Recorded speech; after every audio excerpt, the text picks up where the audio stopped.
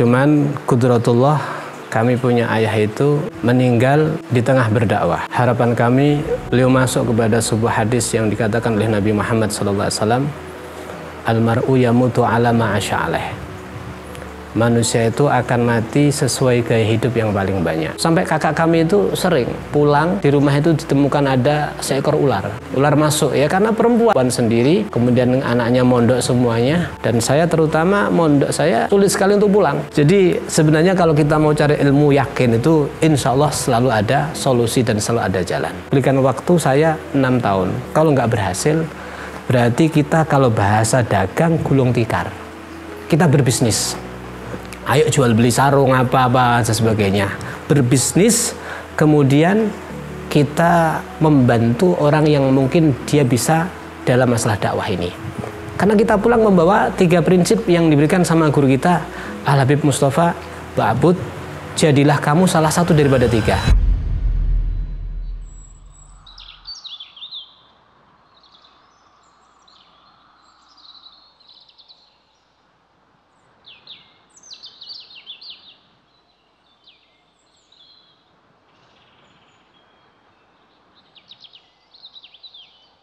Assalamualaikum warahmatullahi wabarakatuh.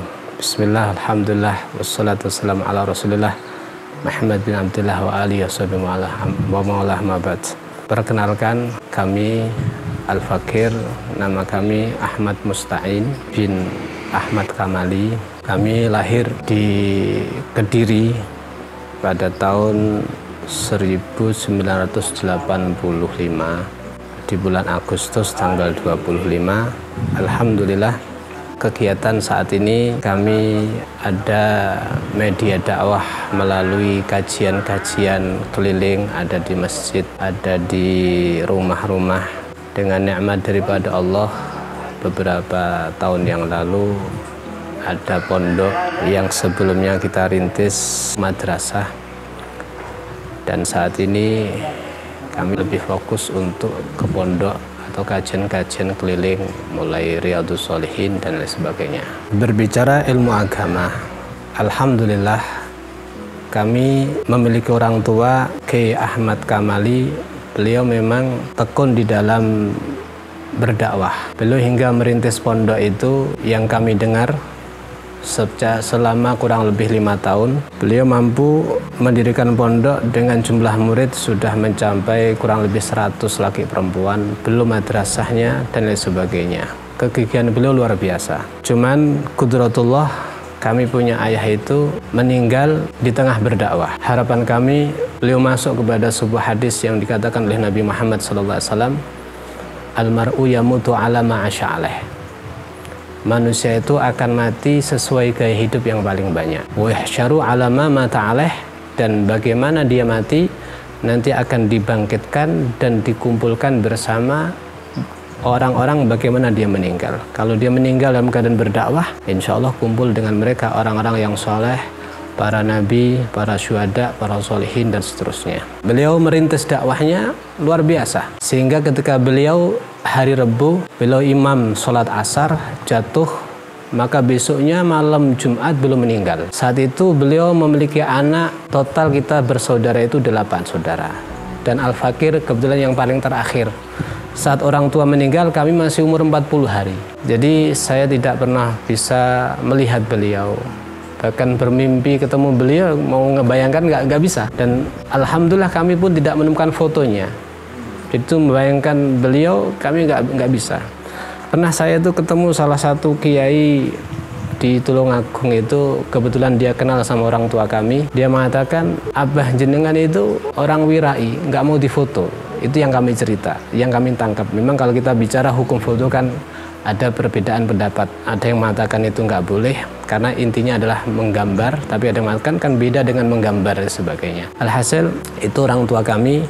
Sehingga dari hal itulah yang mungkin membentuk daripada karakter kami, sehingga kami harus sebisa mungkin bagaimana bisa meneruskan perjuangan daripada orang tua yang beliau rintis dengan luar biasa susah payah, dan kami masih kecil, dan akhirnya bahkan kami ini orang tua kami itu pendidikannya lebih fokus kepada agama, sehingga kita bersaudara 8 itu yang sampai besar sampai berumah tangga ada 5 orang.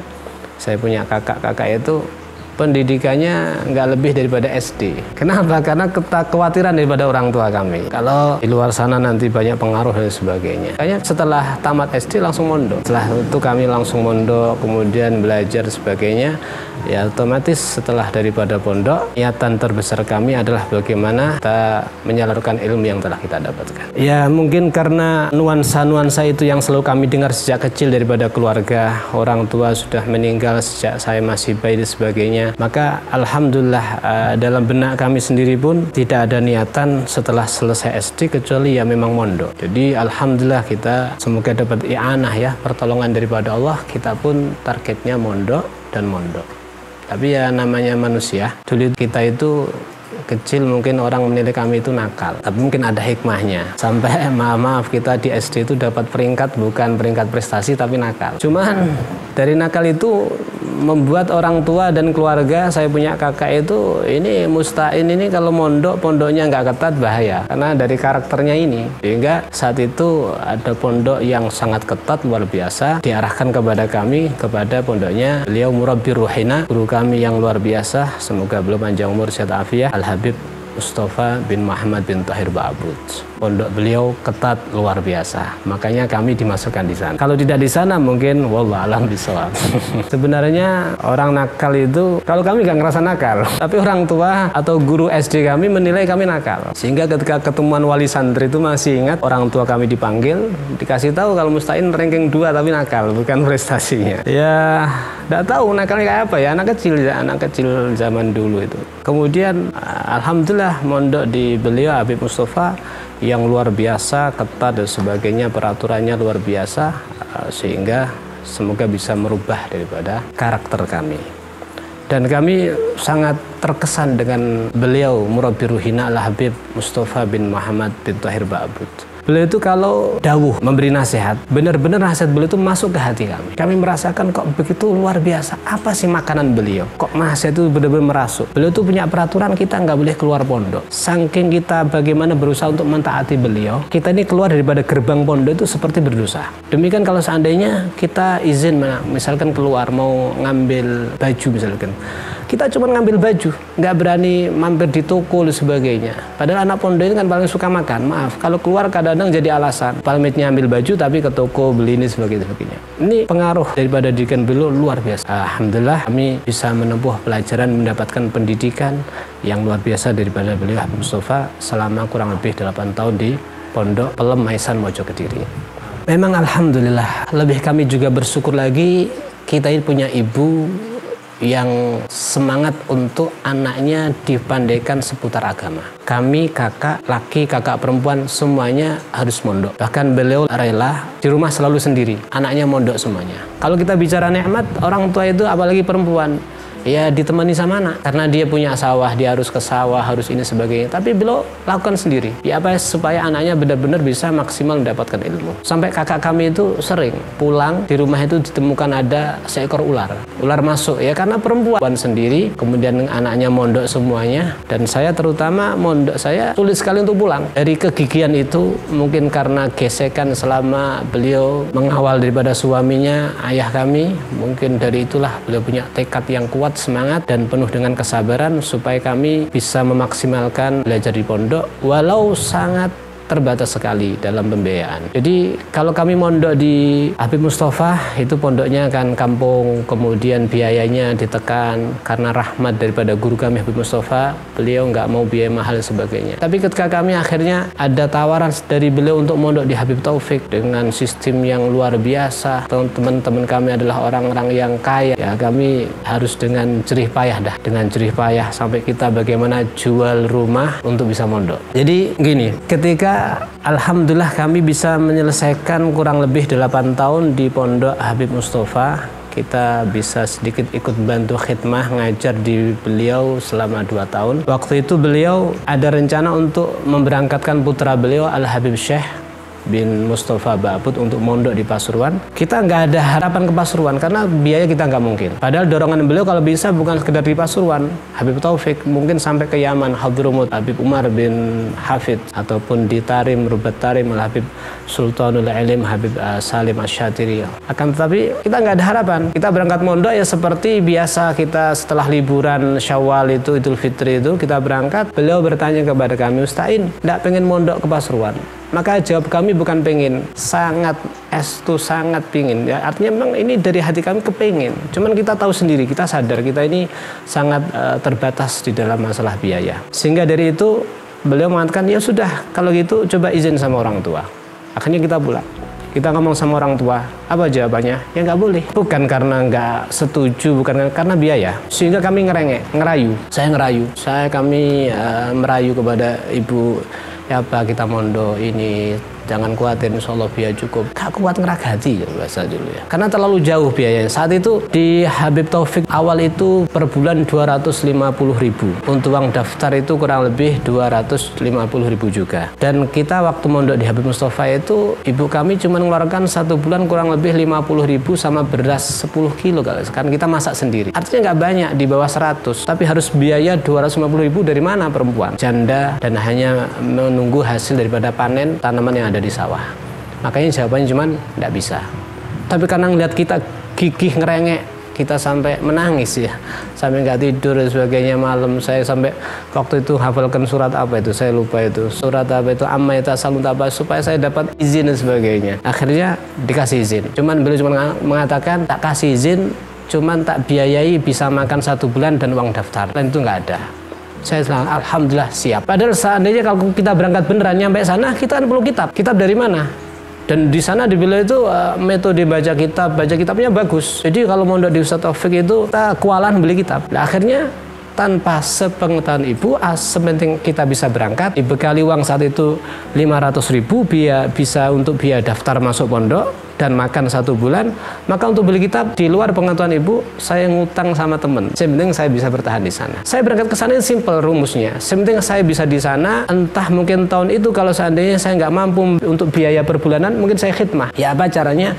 Sepenting saya bisa di lingkungan ilmu, di lingkungan yang semangat belajar ilmu, saya dapat faedah, dapat manfaat sehingga kita benar-benar dapat ilmu. Terus kemudian mondok di Ustaz Taufik berjalan kurang lebih 1 bulan.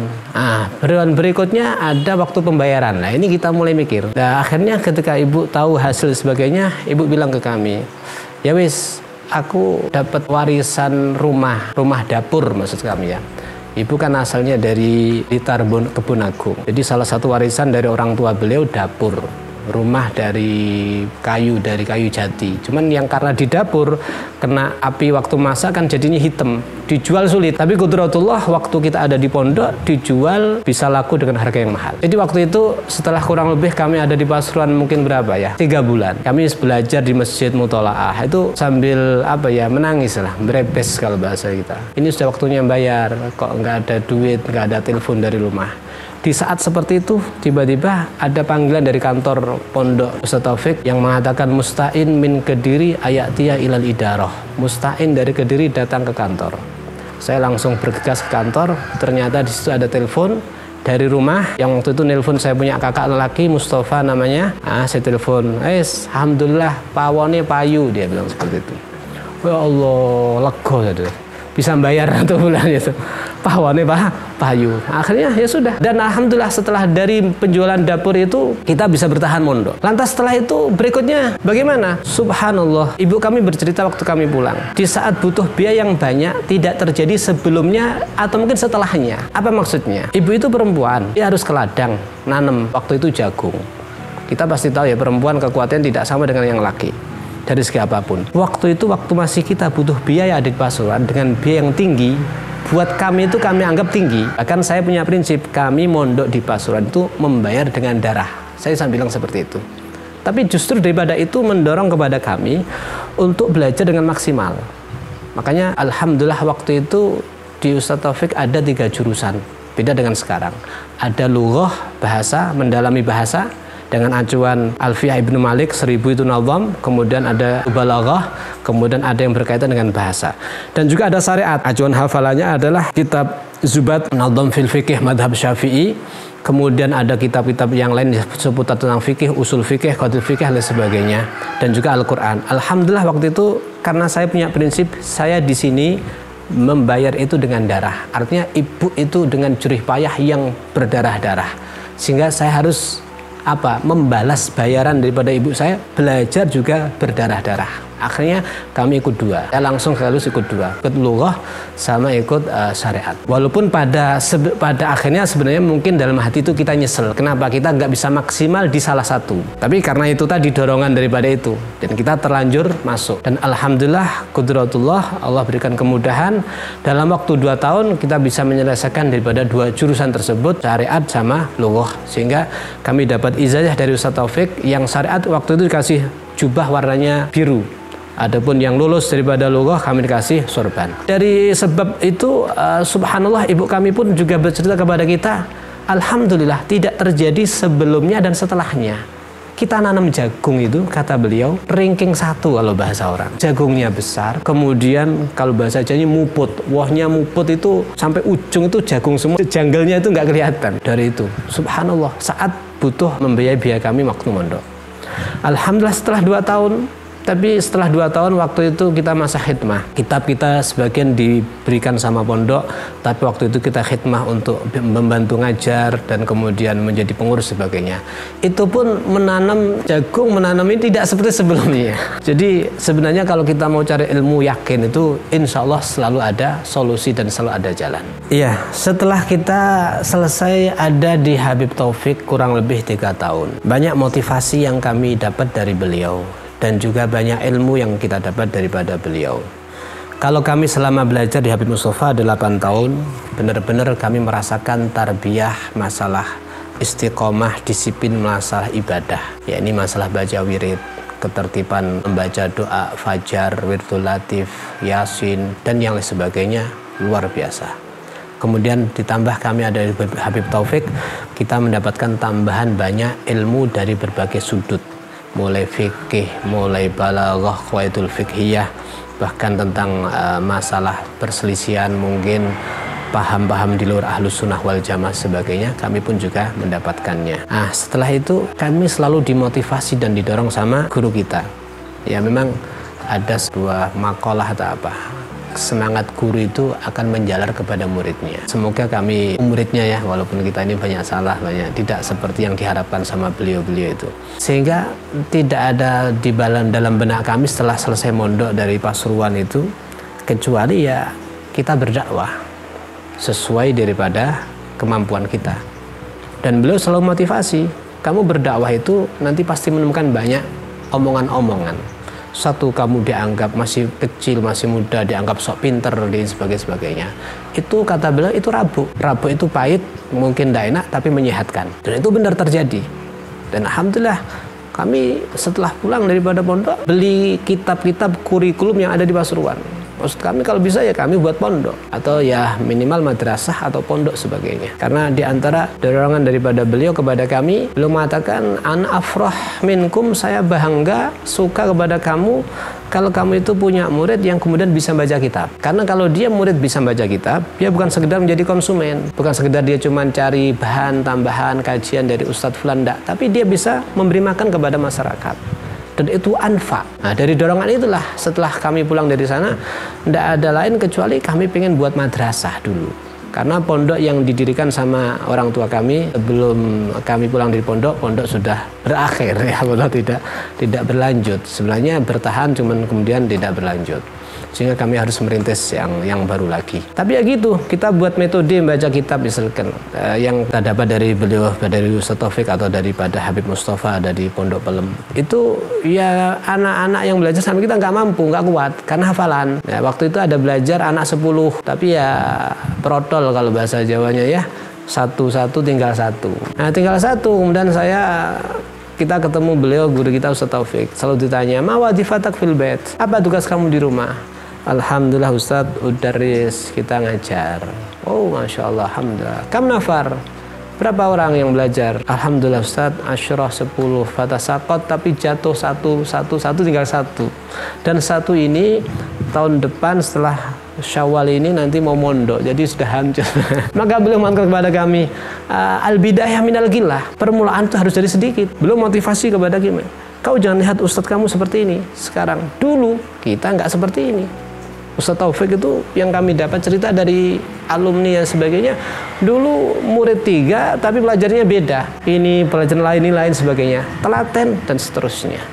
Makanya beliau mendorong kepada kita al-bidayah minal ghillah, permulaan harus dari sedikit. Nah, dari situ ketika kami sudah punya tekad untuk membuat sebuah madrasah, maka apapun yang terjadi kita berusaha untuk tertib. Sampai satu saat ya, ketika kami ada acara di Pasuruan, waktu itu kami ke Pasuruan tidak pakai mobil ya, pakai sepeda motor, harus kehujanan dan sebagainya. Tapi pada maghrib, anak ada jadwal ngajar sama anak-anak madrasah ini. Berapa orang? Nggak banyak, ada anak 4 atau berapa. Ya kita harus berangkat pulang. Pulang nyampe rumah, duduk kayak ngelayang, ngelewang sampai capeknya. Ya harus seperti itu. Ya, mulai daripada itu, cuman ya gitu.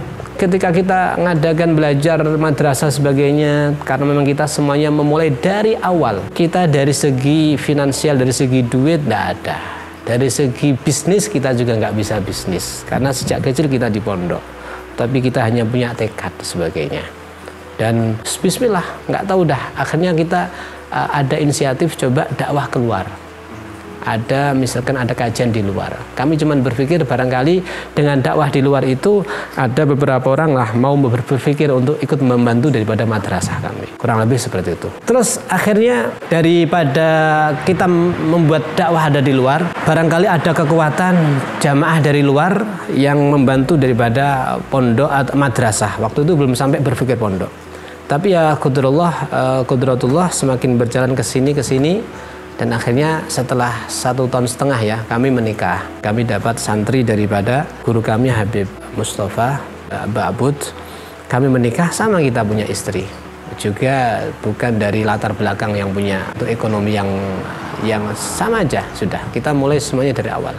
Cuman kami ngomong sama istri. Saya bilang, Anda mondok, saya juga mondok. Saman mondok ya kurang lebih, istri saya mondok itu 9 atau 10 tahun ya, bahkan 11 tahun juga. Jadi pulang-pulang juga kawin sama kita. Nggak sempet misalkan dia pulang di rumah dulu 1 bulan, nggak pulang ya akad nikah sama kami, kemudian pulang, setelah itu ikut kami. Saya cuma bilang, sudahlah kita bismillah, yakin kita sesuai daripada jurusan yang kita pelajari. Sampai mondok, aku ya mondok. Jadi kita harus di bidang ini. Cuman ya gitu ujiannya. Kita punya anak 1 dan sebagainya, nggak ada duit dan sebagainya. Saya itu punya sudah motor itu tidak mau mengikuti keinginan majikannya. Artinya dia kalau mau berhenti ya berhenti. Sampai waktu kita ke rumah mertua ada di Jawa Tengah Wonogiri, motornya kalau mau berhenti ya berhenti. Ya itu urusan kabilator tak apa. Waktu kita gas berhenti di hadapan orang itu kita pura-pura ngomong kayak boyok. Padahal karena ini maksudnya motor itu berhenti mungkin 2 atau 3 menit dia bisa jalan lagi. Akhirnya untuk sampai bagaimana saya menyemangati kepada istri. Sudah ginilah. Coba berikan kepada saya kesempatan, saya minta waktu 6 tahun. Saya bilang ke istri, kita memaksimalkan ngajar. Maksimalkan ngajar. Saya milih metode baca kitab itu kan terus menggali ya. Saya milih metode ngajar pagi. Berarti saya nggak kerja sudah. Walaupun sebenarnya saya punya usaha itu bisnis minyak wangi dulu. Saya buat, saya titipkan di pondok-pondok sebagainya. Ya sebenarnya lumayan cuman jalan lah, bukan lancar. Karena kita nggak ada basic ke situ. Itu saya ngajar pagi nggak kerja, harus sabar. Anak pertama itu beli pampers nggak ada, semua nggak ada. Mau beli apa, dompet sudah tahu nggak ada duitnya, tapi cuma dibulak-balik. Ketika itu udah terkumpul dari uang 1.000, kadang receh sebagainya, taruh terkumpul 10.000. Ayo berangkat beli bakso, sudah dapat 2 mangkok, sudah berani itu. Sudah ada selainnya. Terus kami ngomong sama istri, sudah berikan waktu saya 6 tahun. Kalau nggak berhasil, berarti kita kalau bahasa dagang gulung tikar. Kita berbisnis. Ayo jual beli sarung apa-apa dan sebagainya. Berbisnis, kemudian kita membantu orang yang mungkin dia bisa dalam masalah dakwah ini. Karena kita pulang membawa 3 prinsip yang diberikan sama guru kita, Al Habib Mustafa Ba'bud. Jadilah kamu salah satu daripada 3. Alim, maka manfaat dengan ilmu kamu. Soleh, manfaat dengan doanya kamu. Atau berharta, manfaat dengan harta kamu. Kita ngomong sama istri, sesuai daripada jurusannya, Anda belajar, saya juga belajar, kita lewat daripada ilmu semampu kita, sesuai ilmu yang kita miliki. Kita bukan alim, bukan apa, sesuai kemampuan kita. wala alibata dan sebagainya. Itu kalau seandainya nggak berhasil, kita gulung tikar, kita kerja.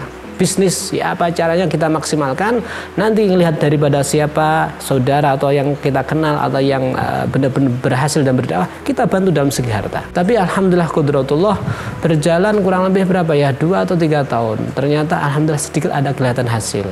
Bahkan waktu itu ada anak Sumbawa, ada ini pengen mondok ke kami, tapi kita nggak ada tempat dan sebagainya.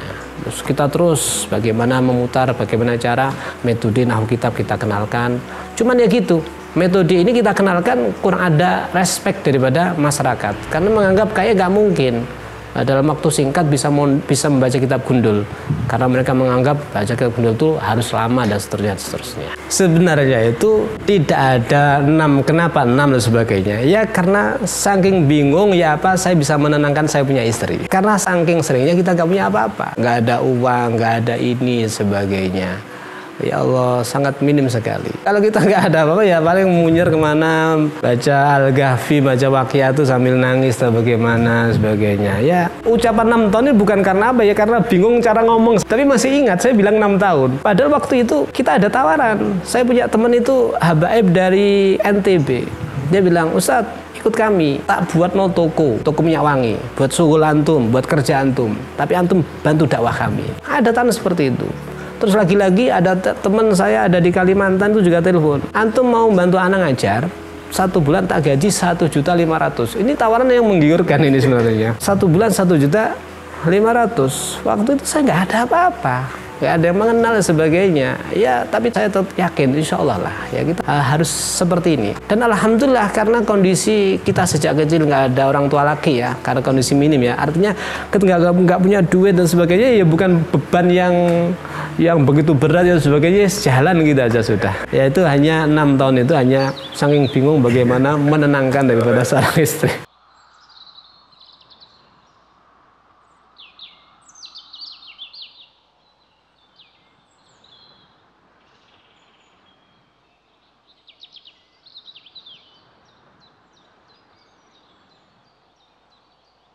Kalau kita berbicara membuat pondok itu memang kami merasakan sulit ya. Memang kita mulai dari bawah, dari awal. Orang tua memang dulu pernah ada pondok tapi kan sempat berhenti fatrah dan tidak berkesinambungan. Itu pun pondok dirintis belum lama, artinya belum punya alumni yang banyak dan sebagainya. Kita sejak awal itu selalu mempromosikan metode baca kitab. Tapi kali-kali kan kita sudah ada kajian keliling. Sekali-kali kita promosikan jamaah ini selalu kurang ada respect. Nggak ada tanggapan. Karena sampai saya membuat sebuah istilah, kita cerita metode baca kitab ke jamaah, ke orang tua itu sama seperti orang menceritakan enaknya jenang madu mongso sama anak kecil. Nggak nyambung. Walaupun madu mongso jenang itu bahannya adalah bahan yang sehat dan sebagainya, nggak nyambung. Agak demikian mereka para jamaah kami. Tapi semakin gini kami tidak menyerah. Tapi ada beberapa anak belajar kami, dari situ kami terus menggali dan menggali.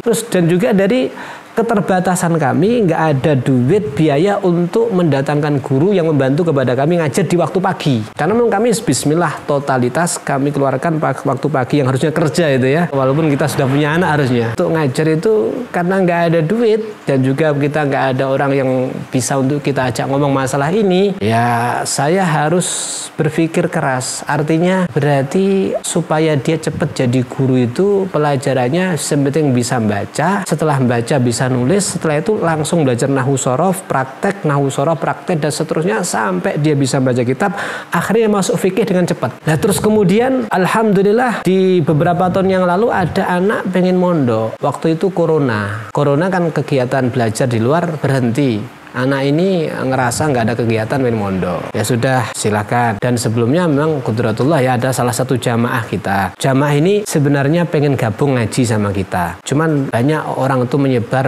perkataan bahwa kami itu garis keras dan sebagainya. Sehingga mau masuk itu harus memantau-mantau dulu. Dia mengatakan kurang lebih 1 tahun mau gabung sama majelis itu nggak berangkat.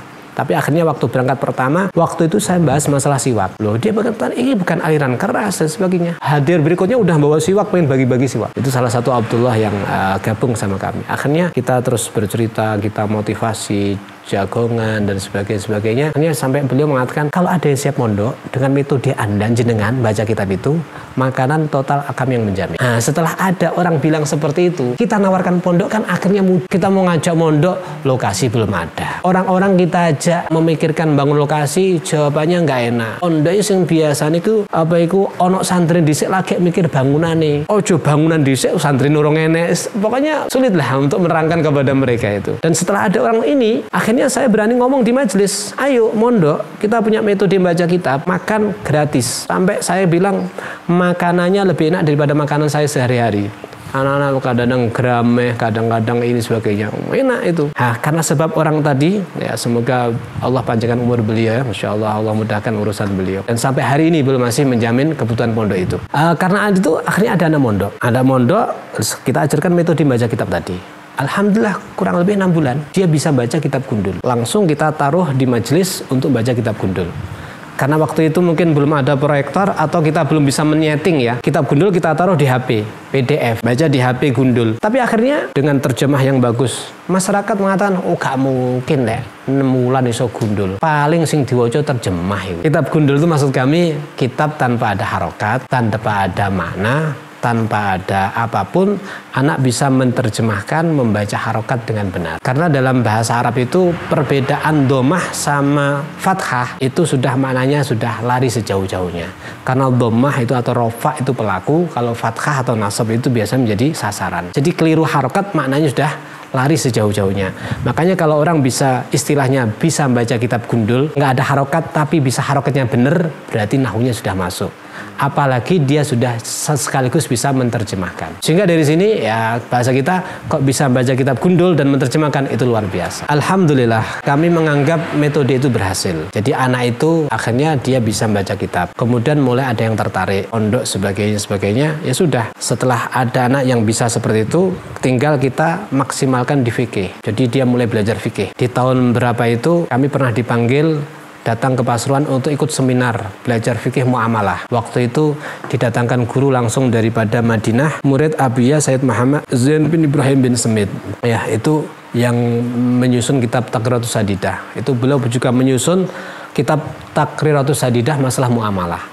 Akhirnya kita ajarkan fikih muamalah, fikih zakat, fikih munakah, sebagainya. Intinya untuk lebih cepat dia bisa jadi alim. Karena kitab sudah tidak perlu kita kasih makna, maka anak itu bisa cepat lah untuk mendapatkan putar wacana fikih yang lebih luas. Kemudian akhirnya alhamdulillah ini anak udah berhasil, maka kemudian saya suruh dia menyusun supaya dibentuk metode itu. Saya bilang, tuangkan pengalaman kamu dari nol sehingga kau bisa baca kitab dengan bentuk tulisan.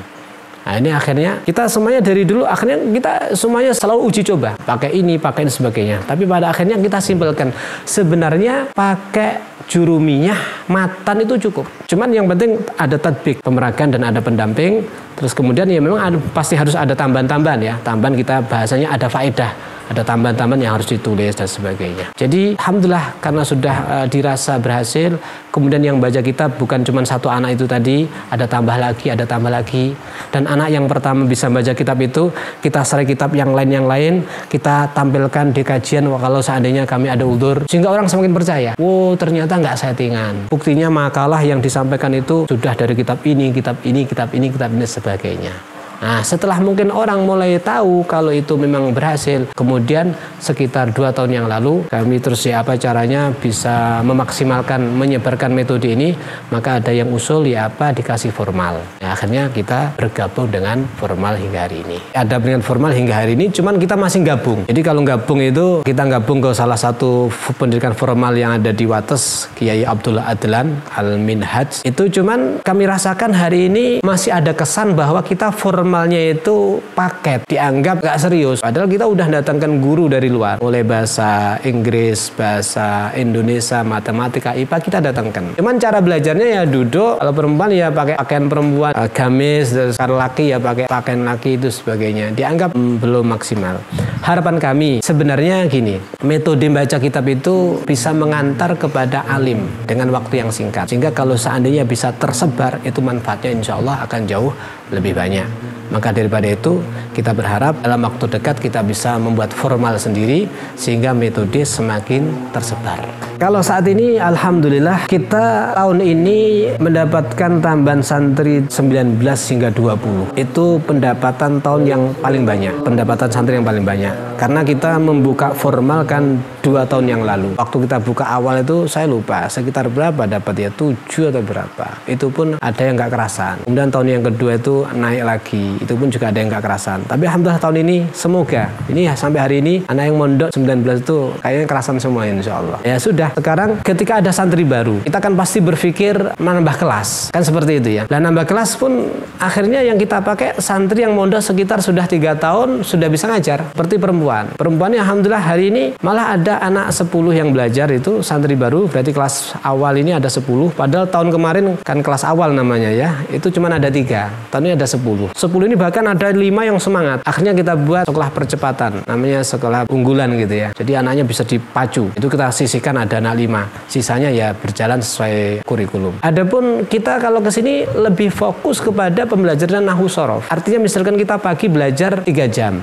itu yang 2 jam fokus nahwu shorof praktek, sisanya mungkin fikih, besoknya mungkin tauhid, besoknya mungkin akhlak, besok mungkin tajwid, besoknya mungkin lagi tasawuf dan seterusnya. Sehingga harapannya anak 6 bulan memang benar-benar sudah bisa baca kitab. Ini doakan, kita minta doa selalu. Insya Allah nanti akhir tahun Sya'ban atau Ruwah orang bilang, kita akan menampilkan anak yang mondok di sini sekitar 6 bulan baca kitabnya bagaimana, insya Allah akan kita tampilkan. Kalau total santri yang tahun ini masuk kan 18 dengan tahun yang kemarin berarti total ya kurang lebih 53 laki perempuan. Alhamdulillah sudah 53, itu sudah paling banyak ini. Alhamdulillah dari salah satu jamaah kita itu ada yang menjadi ketua lembaga MI ya, menjadi ketua yayasan MI, sehingga kita pun juga menerima anak yang MI SD kelas 5 ataupun kelas 6. Cuma nanti waktu mondok ya fokus mondok gitu ya. Dia nggak bisa keluar, adapun sekolah MI-nya di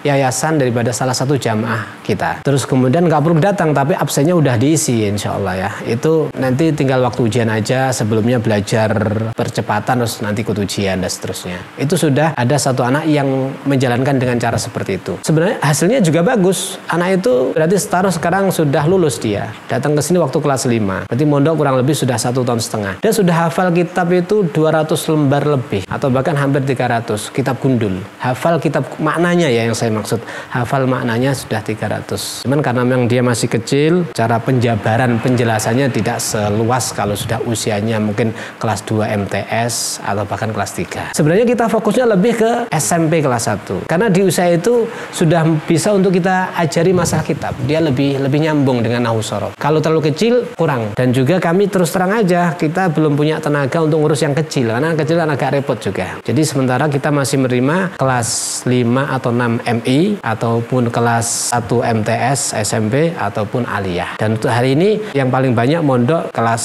1 MTS yang paling banyak. Aliyah pun juga ada, cuman berapa gitu aja. Terus ini di 2 tahun yang lalu kita juga membuka metode tahfidul Quran, metode cepat. Ya memang kalau bahasa tahfidz itu sebenarnya bahasanya kalau memang dia mau sungguh-sungguh fokus ya bisa maksimal. Dari itu, ini alhamdulillah kita ada santri perempuan itu tahfidz ada anak berapa ya? 10 hingga 11. Ini di tahun yang mau ke tahun yang ketiga. Nggak ada ya, Mas, kurang lebih mungkin 2 tahun 9 bulan itu kurang lebih. Ini ada salah satu santri kita yang hafalnya sudah mencapai 24 juz, 24 atau berapa. Dia mengatakan insya Allah akhir tahun berarti Sya'ban. Dari sekarang mungkin masih ada berapa? 4 bulan atau 5 bulan tuh dia mau menghatamkan 30 juz itu. Itu insya Allah mungkin lancar. Cuman alhamdulillah ini sudah sekitar 2 bulan ini anak yang hafal Quran saya curi waktunya 1 jam untuk belajar nahwu shorof. Maksud kami saya minta waktunya 1 jam untuk belajar nahwu shorof dan sekarang sudah mulai membaca kitab gundul. Jadi harapan kami berharap nanti akhir tahun ini Sya'ban ini yang hafal Quran juga sekaligus bisa membaca kitab gundul. Kita lebih ke depan itu lebih ke baca kitab sebenarnya. Adapun tahfidz itu juga harus ada, tapi kita masih menggali bagaimana metode yang paling cepat. Tapi walaupun seandainya ada tahfidz, kami tidak mau cuman tahfidz saja, karena ada beberapa laporan dari masyarakat ke kami, ada keluhan, ini anak hafal Quran tapi akhlaknya kok kurang bagus dan sebagainya. Saya bilang ya mungkin karena sekedar dia hafal nggak ngerti maksudnya, sehingga layu asir, tidak ada bekas kepada hatinya. Bagaimana kalau seandainya dihafal, tahu maksudnya, tahu tujuannya, dia bisa menggali hukum dari yang lain dengan baca kitab gundul tadi, maka insya Allah akan ada bekasnya. Lah harapan kita kalau bisa kita juga membuat metode tahfidz dengan cepat dan juga dia bisa baca kitab gundul. Semoga aja lah ini akhir tahun nanti coba kita akan selektif lagi. Jadi ada satu anak ini yang semoga dia berhasil, kemudian baca kitabnya semoga dia juga dapat banyak. Hingga harapannya tahun berikutnya dia memaksimalkan sedikit tentang tahfidznya, memutkankan sedikit, kemudian dia juga bisa masuk di fikih dan seterusnya. Metode baca kitab itu sebenarnya baca kitab itu nggak sulit, mudah kok. Sampai kami menemukan makalah itu orang menyangka baca kitab itu sulit seperti singa. Tapi sebenarnya itu kambing, dan kita tidak perlu banyak, yang penting ada praktek dan penghafalan kosakata. Makanya yang menjadi acuan kami dalam baca kitab itu harus menghafal kitab Risalatul Mu'awanah karya Imam Al-Habib Abdullah bin Alwi Al-Haddad, 200 muka, 200 lembar.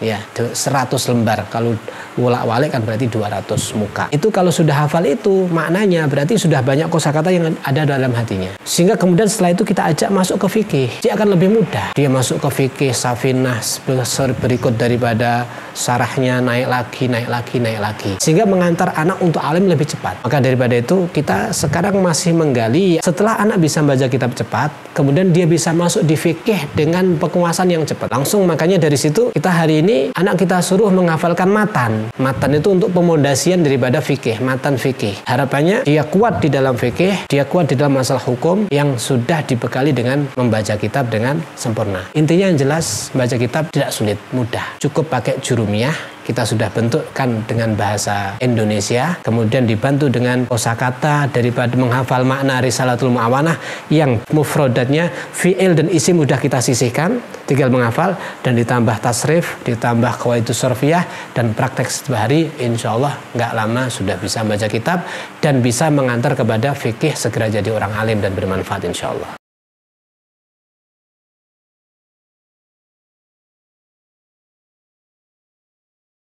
Metode membaca kitab ini sebenarnya juga masih perlu banyak dikoreksi. Banyak dah metode-metode yang ada di luaran sana ya. Semuanya hanya menjadi perantara untuk kepada memahami daripada hukum syariat.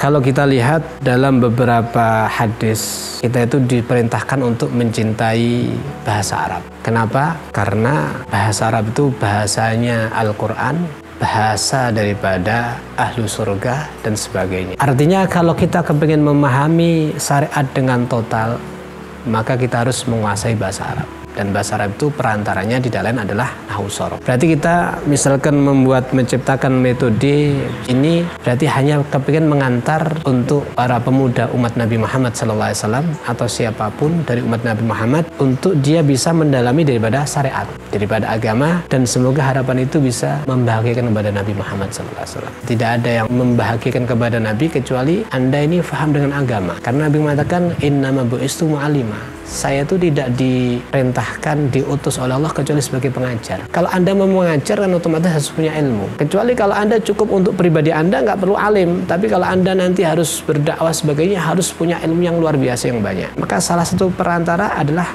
nahwu sorof. Kalau nahwu sorof ini langsung praktek maka akan cepat. Ya, sehingga daripada itu ketika melihat ada beberapa hasil dari anak-anak yang sekarang sudah mulai bisa ngisi kajian dan sebagainya, mulai daripada ikut ngajar dan sebagainya, maka semoga metode itu benar-benar mengantar menjadi alim dengan cepat. Harapan kita metode ini bisa tersebar, bisa bermanfaat, bisa ikut andil di dalam membawa umat Muhammad untuk mempelajari daripada kitabnya Allah, Al-Quran, hadis, dan beberapa kitab pendukung daripada Al-Quran, hadis, fikih, sebagainya. Oleh karena daripada hal itu, kita teringat salah satu daripada ayat. Allah Subhanahu wa Ta'ala mengatakan, wal takun minkum ummah yad'una ilal khair. Allah mengatakan, hendaknya kamu itu menjadi satu umat yang ngajak kepada kebaikan. Ya'muruna bil ma'ruf wa yanhauna 'anil munkar. Yakni selalu mengajarkan kebaikan dan mencegah daripada mungkar. Dalam ayat tadi Allah katakan minkum ummah. Umat itu jamaah. Ini bersama-sama. Maknanya kita untuk amar ma'ruf nahi mungkar itu nggak bisa sendiri, harus bareng-bareng. Dan tentu harus bareng-bareng ini berarti harus banyak orang, harus kompak, harus ada saling tolong menolong. Bukankah kita semuanya kepingin menjadi umat yang terbaik? Umat terbaik itu cuma dengan syarat amar ma'ruf nahi mungkar. Kemudian ada orang bertanya, kalau kami nggak punya ilmu, gimana amar ma'ruf nahi mungkarnya? Anda tidak harus ceramah, ada di mimbar sebagainya. Minimal Anda mendukung kepada salah satu cara untuk membuat orang bisa ngaji. Itu termasuk daripada amar ma'ruf nahi mungkar. Ada satu ayat lagi dikatakan dalam satu ayat ini, illa tansuruh, kecuali kalian wahai orang-orang mukmin menolong kepada Nabi Muhammad. Faqad nasarahullah, sesungguhnya Allah sudah menolong kepadanya. Id akhrajahul ladzina kafaru, di saat bagaimana Nabi Muhammad diusir oleh orang kafir. Ada sebagian ulama yang mengatakan ayat ini sebenarnya Allah telah memaki kepada seluruh penduduk dunia. Kenapa? Karena dia nggak peduli dengan Nabi Muhammad, dengan dakwah Nabi Muhammad, kecuali Sayyidina Abu Bakar. Ya, dikatakan sanisnan idhuma fil ghar, yang nomor 2 dari 2 orang, yang dimaksud Sayyidina Abu Bakar. Maka dari ayat ini Sayyidina Abu Bakar adalah dikecualikan karena telah benar-benar membantu Nabi Muhammad SAW. Karena memang Sayyidina Abu Bakar sezaman dengan Nabi ya, sampai dikatakan Sayyidina Abu Bakar itu mendapatkan doa daripada Nabi, Allahumma ij'al darajat Abu Bakar ma'i fil jannah, ya Rabb, jadikanlah derajat Abu Bakar bersamaku di surga. Karena memang totalitas membantu Nabi Muhammad SAW. Sebenarnya kalau saat ini kita kepingin membantu agama, walaupun nggak ketemu Nabi, tetap disampaikan kepada Nabi. Banyak kok riwayat yang di situ dikatakan bahwa amal kita itu dilaporkan kepada Nabi Muhammad SAW. Maka daripada itu, kemudian dalam riwayat yang lain Nabi juga mengatakan gini, man jahaza ghazan fisabilillah faqad huza. Siapa orangnya yang ikut mempersiapkan alat-alat medan pertempuran, walaupun dia tidak ikut berperang, maka sama dia dengan berperang. Lebih-lebih kan gini, berarti dari sini kalau seandainya misalkan Anda nggak bisa mondok, belajar nahwu shorof karena Anda sibuk dengan kegiatan, sudah berkeluarga dan sebagainya, maka Anda akan tetap dapat pahalanya orang mondok. Yang kita tahu mondok itu dikit-dikit belajar. Kalau kita hadir majelis ilmu itu lebih baik daripada sholat 1000 rakaat, hadir jenazah 1000 jenazah, menjenguk daripada 1000 orang sakit. Kalau di pondok belajar ngaji udah berapa kali aja. Maka kalau Anda kepingin dapat pahala ini walaupun nggak mondok, maka cukup bagaimana bantu kami untuk menyukseskan semua keperluan daripada anak pondok, apapun yang diperlukannya. Ayo bareng-bareng supaya kita masuk kepada tadi ummah tadi. Dan juga di sini ada hadis yang senada dengan tadi yang perlu kita ingat, bahwa kita itu dapat perintah daripada Nabi untuk menyampaikan kalimahnya Allah. Balighu anni walau ayah. Sampaikan kamu daripada aku Nabi Muhammad walaupun cuma 1 ayat. Berarti hati-hati. Kalau seandainya kita cuma fokus dalam pekerjaan dan sebagainya, nggak ada waktu untuk menyampaikan 1 ayat, hati-hati. Anda mungkin tidak mematuhi daripada Nabi Muhammad SAW, kecuali Anda andil dalam pondok tersebut. Makanya dalam riwayat yang lain lagi, Nabi mengatakan man at'ama shaiman au jahaza ghazian falahu mislu ajrih au kama qala. Siapa orangnya yang ngasih makan orang yang puasa atau yang ikut mempersiapkan orang yang berperang, walaupun nggak puasa dia ngasih makan orang puasa, sama dengan dia puasa. Menyiapkan alat orang-orang berperang walau nggak perang, sama dapat pahalanya orang berperang.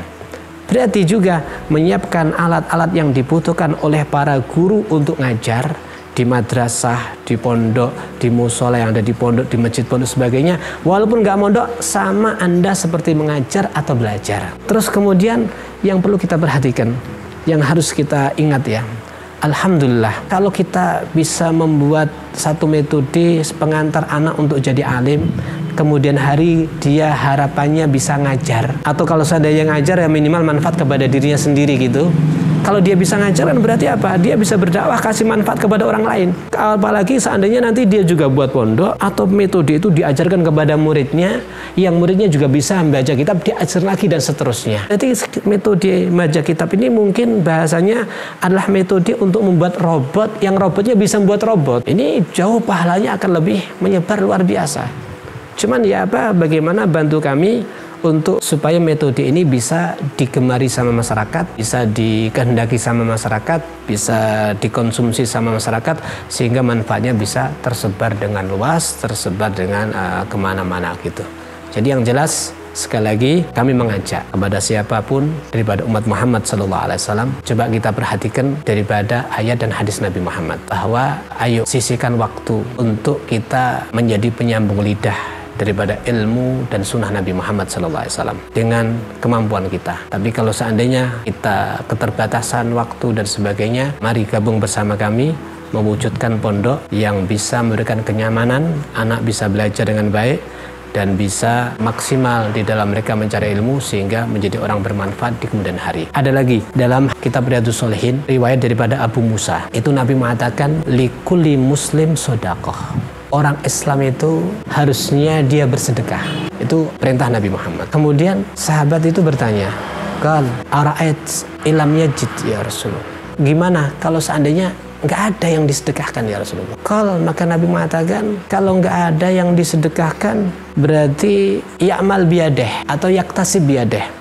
Dia kerja dengan kedua tangannya sehingga yanfa nafsahu, manfaat kepada dirinya. Awi wayata sodak. Jadi kalau nggak bisa sedekah ya berarti kerja, setelah kerja bisa manfaat pada dirinya kemudian bersedekah. Terus sahabat itu bertanya lagi, ara'ait ilam yastati. Terus gimana ya Rasulullah kalau nggak bisa? Karena nggak punya pengalaman dan sebagainya. Maka kata Nabi, kal yu'inu dal hajah malhuf. Kalau nggak bisa bekerja kemudian bersedekah, minimal sedekah dengan tenaga, bantu orang yang sangat memerlukan pertolongan. Taruh ada orang dia mau naik sepeda motor tapi harus membawa barangnya yang berat, akhirnya Pak, Anda naik aja dulu, saya yang numpangkan, atau sebaliknya. Kal ara'ait ilam yasati, kalau membantu kayak gitu juga gak bisa, bagaimana ya Rasulullah? Ini lihat, perhatiin masalah membantu dulu. Masalah membantu itu sebenarnya Allahu fi aunil abdi maka abdu fi auni akhi. Kita itu kalau membantu orang, Allah akan pada keperluan kita. Allah akan bantu kepada seseorang selama orang itu membantu kepada hambanya. Nah, berarti kita membantu orang itu hakikatnya yang membantu kepada diri kita sendiri. Atau kalau seandainya bahkan kita berharap langsung dapat bantuan daripada Allah, mungkin belum tentu kita dapat. Tapi dengan cara kita bantu orang lain, nah justru kita akan dapat bantuan dari Allah Subhanahu wa Ta'ala. Ini banyak saudara kita yang mempraktekkan. Sama dengan kita mendoakan baik sama orang. Kita doakan baik sama orang, itu sama hakikatnya mendoakan baik kepada kita sendiri. Makanya jangan sebaliknya, jangan doakan buruk sama orang. Maka daripada itu, kata Nabi, yu'in dal hajah malhuf, bantu ya yang punya hajat yang terdesak ini. Kemudian sahabat masih tanya lagi, sedekah nggak bisa, kerja untuk kemudian sedekah nggak bisa, bantu juga nggak bisa. Kemudian dia tanya, ara'ait ya Rasul, ara'ait ilam yastati, kalau nggak mampu, maka apa kata Nabi? Kalau seandainya nggak mampu, kata beliau, ya'mur bil ma'ruf awil khair. Coba kau ajak orang baik. Ya mungkin kalau kau nggak bisa tadi bantu mengangkatkan barang di sepeda motornya, minimal kau perintahkan, hei anak muda, saya masih sudah tua, coba bantu orang ini, angkatkan. Kemudian kalau wah saya aja nggak bisa membantu, kok apalagi perintah ke orang, mungkin saya malu. Seandainya Anda nggak bisa, minimal Anda perintah ke orang lain. Nabi juga seperti itu. Dalam riwayat yang lain, Nabi melihat ada sahabat, dia mau sholat. Kata Nabi, ada apa? Mau sholat ya Rasulullah? Sendiri? Iya. Oh jangan eman. Akhirnya apa kata Nabi? Coba toh kamu sedekah sama teman kamu. Artinya bantu dia supaya tidak sholatnya sendiri. Bantu dia sholat jamaah. Nabi aja seperti itu. Jadi Nabi ini walaupun seandainya nggak mampu, Nabi mengajak orang untuk membantu. Seperti bagaimana kalau ada satu peperangan, kalau seandainya Nabi udah keluarkan atau bagaimana masih perlu lagi, Nabi mengajak kepada orang yang lain. Ayo. Kemudian kalau seandainya kita ngomong ngajak baik, coba bantu ke pondok, coba ini ya minimal kalau seandainya kita nggak bisa sedekah ya, nggak bisa membantu misalkan, kita promosi dah, kita ajak teman kita ajak saudara kita ajak orang kita kenal, kita kasih tahu ini loh programnya, ini bagus, ini promosikan, kemudian dia bisa bantu, maka kita dapat. Terus kemudian kata Nabi, kalau seandainya kayak gitu juga nggak mau, sungkan. Kalau bahasa kita sungkan, saya sendiri aja nggak sedekah, masa ngajak orang sedekah, memerintahkan orang sedekah, sungkan. Yang terakhir, kalau kau nggak bisa lagi, apa kata Nabi? Ara'ait ilam yastati, tahukah Anda ya Rasulullah kalau seandainya tetap nggak mampu dan nggak bisa ya Rasulullah, maka apa kata Nabi? Kalau nggak mampu dan nggak bisa lagi, ya minimal jaga diri kamu dari syar, dari keburukan. Jaga diri kamu daripada keburukan, maka itu juga sedekah. Apa maknanya? Karena kalau orang itu berbuat dosa, nanti efeknya kepada orang lain. Kalau orang itu tinggalkan sholat, efeknya kepada orang lain. Sehingga tapi kalau kau baik, jadi kau menjaga diri untuk tidak maksiat, itu juga efeknya kepada orang lain. Jadi yang jelas Islam itu untuk berbuat baik caranya banyak sekali. Ya, caranya banyak sekali. Yang terakhir, kalau Anda nggak bisa tadi, cukup Anda sholat 5 waktu, jangan maksiat, itu juga sudah termasuk sedekah. Alhamdulillahirabbil alamin. Masyaallah.